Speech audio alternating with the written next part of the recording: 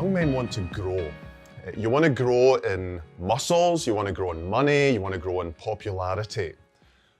But God says, grow in grace, 2 Peter 3:18. And that's far more important than money, than dollars and cents, followers and likes, far more important even than muscles and six-packs, because it concerns character.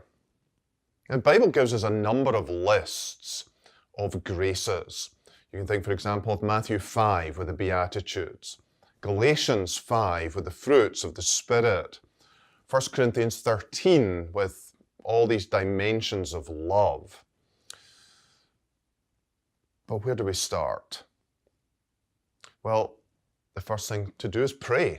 Pray that God would help you choose a grace to grow in and help you to grow in it. And maybe especially ask Him to help you show where you're especially weak in grace so that you can grow there. You've got to pray. Then you've got to choose. Choose a grace to work on. You might go to, say, Galatians 5, read the fruits of the Spirit. Fruit of the Spirit is love, joy, peace, long-suffering, kindness. And just pick one of them. Say long-suffering, kindness. And make that your focus.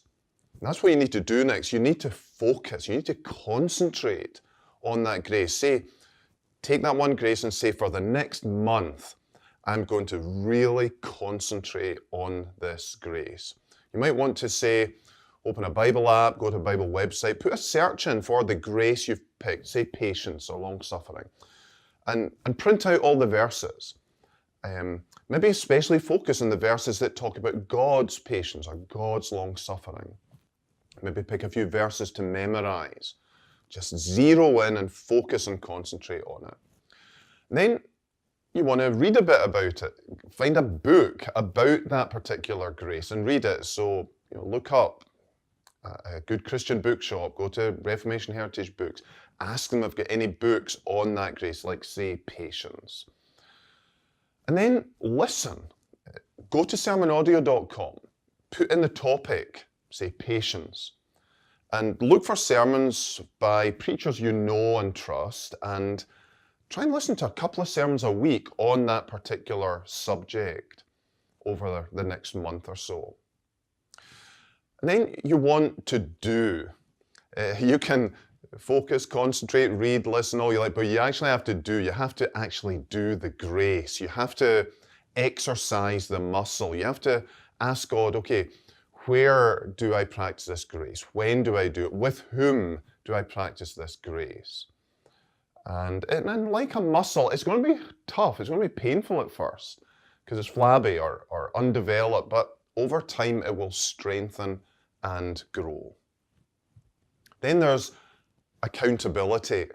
Ask your girlfriend, your wife, or a friend to keep you accountable, to tell them what you're doing, tell them what you're focusing on, and ask them to help you, to pray for you, to talk to you about it, to call you to account and correct you if you're not practicing the grace when you should.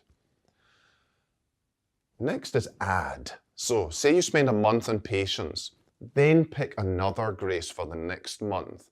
And so on, month after month, grace after grace. Keep adding grace upon grace. You'll find that the more you strengthen one grace, actually it will strengthen all of them as you go along.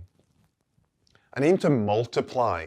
So, the parable of the ground or the seeds, the sower, talks about some ground bore 30 times yield, some 50, some 100. Aim to be a 100 times yield in this grace. Ask God to give you a six-pack of grace. Ask Him to make you spiritually ripped.